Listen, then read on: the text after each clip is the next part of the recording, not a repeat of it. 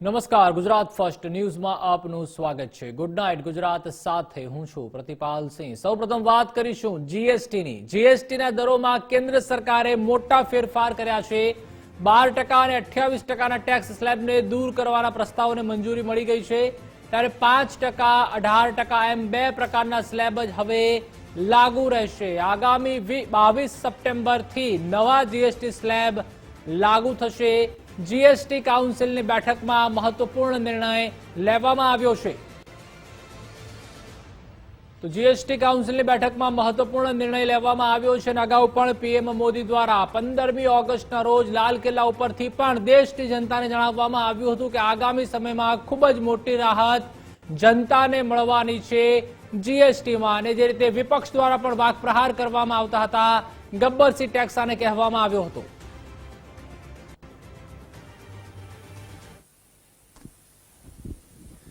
Ma'am, Prakash Pedashi from ET Now. So, what will be the overall impact on GDP after implementing these rate rationalization decisions? Again, something on which you like to speculate on. It depends on how people have received this rate reduction, and they'll have to come out and once you have a couple of months going with all the purchases, then we'll be able to get some number. It'll be too much for me to speculate on it now, but I think it'll have a very positive impact on the GDP. 209.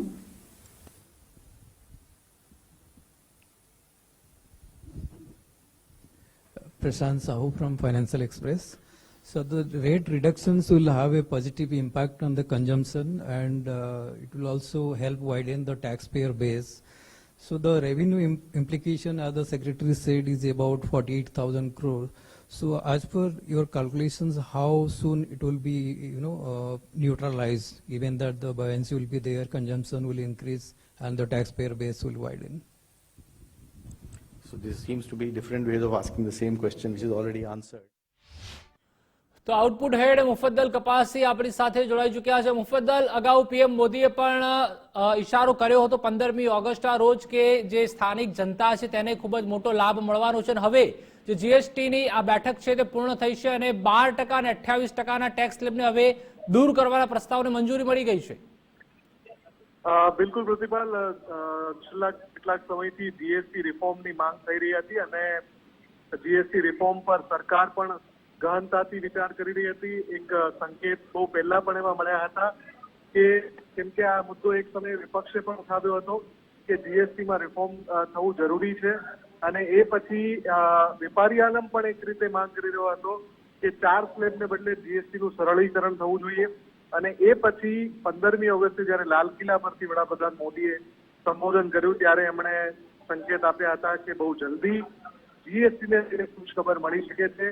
એ પછી આજનો દિવસ લગાતાર બેઠક ચાલી રહી હતી। નાણામંત્રી નિર્મલા સીતારામન સહિત નાણાં મંત્રાલયના ટોચના અધિકારીઓ પણ આ જ ગતિવિધિમાં વ્યસ્ત હતા, અને એ પછી જે છેલ્લા કેટલાક દિવસોથી સંકેતો મળી રહ્યા હતા કે જે 4 સ્લેબ છે 5%, 12%, 18% અને 28%, એમાંથી જીએસટીને 2 સ્લેબનું રિફોર્મ કરી દેવાશે અને 2 સ્લેબ અસ્તિત્વમાં રખાશે।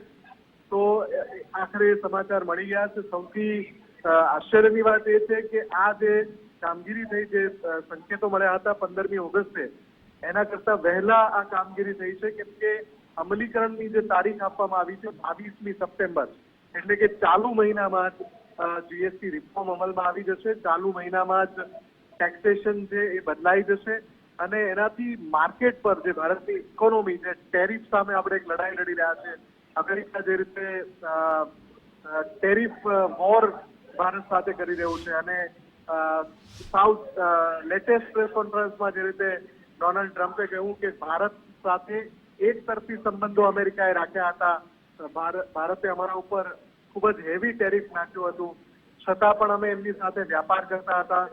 આવા સમયે જ્યારે એમને સવાલ પૂછવામાં આવ્યો કે શું તમે ભારત પર નાખેલું ટેરિફ ઓછું કરવાના પક્ષમાં છો, તો ટ્રમ્પે સ્પષ્ટ ના પાડી દીધી। એટલે સંકેતો એવા પણ મળી રહ્યા છે કે ટ્રમ્પ હજુ પણ ટેરિફને વધારી શકે છે ભારત પર, અને આ બધાની વચ્ચે આજે જીએસટી રિફોર્મ માટે આ નિર્ણય લેવામાં આવ્યો છે, એટલે ચોક્કસથી એક આમ નાગરિક માટે પણ આ મહત્વના સમાચાર છે, વેપારી આલમ માટે પણ મહત્વના સમાચાર છે. અને ઘણી બધી ચીજ વસ્તુઓ જ્યારે એના સ્લેબ આપણી સામે એક્ઝેક્ટલી સામે આવશે ત્યારે ખબર પડશે કે કઈ ચીજ વસ્તુઓમાં જમીની સ્તરે કેટલો બદલાવ થાય છે. પણ એ વાત નક્કી છે કે અર્થતંત્રને મજબૂતી મળશે અને એક જટિલતા જે છે એ પણ દૂર થશે જ્યારે માત્ર બે સ્લેબ અસ્તિત્વમાં રહેશે. અને એની સાથે માર્કેટને એક બૂસ્ટ પણ મળશે. તમે શેર બજારમાં પણ કાલે જોશો શેર બજાર કઈ રીતે રિએક્ટ કરે છે. મોટા ભાગે સંભાવના એવી છે કે ખૂબ જ પોઝિટિવ ટ્રેડિંગ થાય આવતીકાલે ભારતીય શેર બજારમાં, એની પણ સંભાવના છે. પણ રાહ એ દિવસની રહેશે એટલે કે 22મી સપ્ટેમ્બરની, જ્યારે આ બે સ્લેબ અસ્તિત્વમાં આવવાના છે, અંતિમ બે સ્લેબ કે જે 4માંથી હવે માત્ર 2 રહેશે.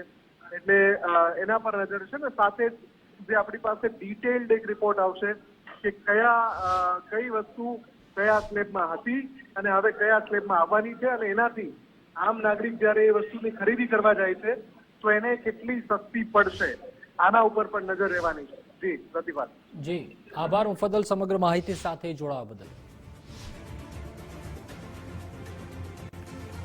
તો જે રીતે જીએસટીની બેઠક છે તે પૂર્ણ થઈ છે આજે અને આવતીકાલે. આમ તો 2 દિવસ બેઠકનું આયોજન કરવામાં આવ્યું હતું, પરંતુ આજે જ બેઠક છે તે સમાપ્ત કરવામાં આવી છે. ત્યારબાદ પીએમ મોદીએ પણ ટ્વીટ કર્યું છે કે સામાન્ય લોકોના જીવનમાં હવે સુધારો લાવવાનો વધુ એક આ નિર્ણય કરાયો છે.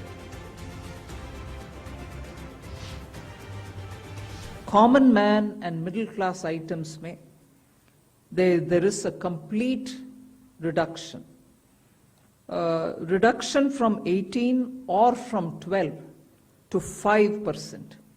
I list out those items, all of whom have come to 5% from either 18 or from 12.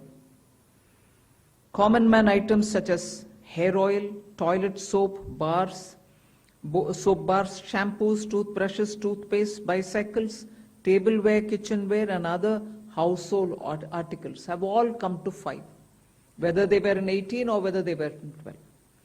Similarly, reduction of GST from 5% to nil. 5 से 0 में जाने वाले items indicate कर रहा हूं. Ultra high temperature milk, the UHT milk, chena or paneer, all the Indian breads will see nil rate. So roti kisi ke upar bhi, chapati or roti or paratha or whatever it is, they all come to nil. Reduction of GST from 12% or from 18% to 5. इसमें food items बहुत सारे हैं. नमकीन से भुजिया है, sauces है, pasta है, instant noodles है, chocolates, coffee, preserved meat, cornflakes, butter, घी, ये सब 5% में आ रही है. फिर रिडक्शन फ्रॉम 28 टू 18%. इसमें मिडिल क्लास के एस्पिरेशंस मीट करने वाले बहुत सारे चीज हैं. एयर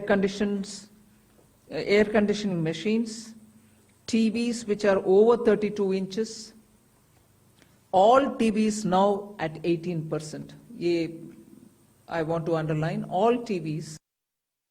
उसी शब्दों का इस्तेमाल करते हुए ये कहते हुए कि जो अधिकतम स्लैब था 28 का, उसको बढ़ा करके 40% कर दिया गया है. मैम क्योंकि पॉलिटिकल है. क्या टोबैको के ऊपर 5% टैक्स मांग रहे हैं कांग्रेस पार्टी? क्या तंबाकू के ऊपर और गुटखा के ऊपर कांग्रेस पार्टी चाहती है कि हम 5% में दें? मुझे समझ में नहीं आ रहा है कि कांग्रेस पार्टी उनके समय पर जीएसटी लागू करना असंभव माने, क्योंकि ट्रस्ट स्टेट केंद्र सरकार के ऊपर ट्रस्ट नहीं था. वो कॉम्पनसेट कर पाएंगे, कुछ अश्योरेंस दे पाएंगे, इन सभी विषयों के ऊपर यूपीए सरकार के ऊपर स्टेट गवर्नमेंट्स भरोसा नहीं किया, इसीलिए वो लागू कर नहीं पाए. हम मोदी जी के नेतृत्व में लागू भी किया और सेकेंड जनरेशन रिफॉर्म्स भी कर रहे हैं, जिससे जनता को राहत मिले उनका डे टू डे आइटम्स के ऊपर, और एमएसएमई और लेबर इंटेंसिव यूनिट्स को भी राहत मिले, जिससे वो ईसी कंप्लायंस भी होगा, रेट भी कम होगा. कांग्रेस पार्टी को मैं कैसे क्या शब्द उपयोग करूं, उनके माइंड तैयार करें। अपोज करना है कि समर्थन देना है। अच्छे विषय जो जनता के लिए हित में है उसमें समर्थन देने में कोई जनता आपके ऊपर कोई कंफ्यूजन में नहीं रहेंगे। मगर अब जनता आपको सही जवाब देंगे, क्योंकि जब कट कर रहे हैं रेट उसमें समर्थन देने में संकोच और ऊपर से कंफ्यूजन करवा रही हो जनता के मन में। जनता आज आपके गुमराह वाले काम में आपके साथ नहीं है, आपको एक्सपोज करेंगे जनता। Number 4. Nikun Johri from Reuters. Ma'am, the decision regarding exempting health and life insurance premiums, there was some apprehension that the industry had that exempting in the sector and premiums will deny them input credit, and so do you see this lowering premiums, and will this help the government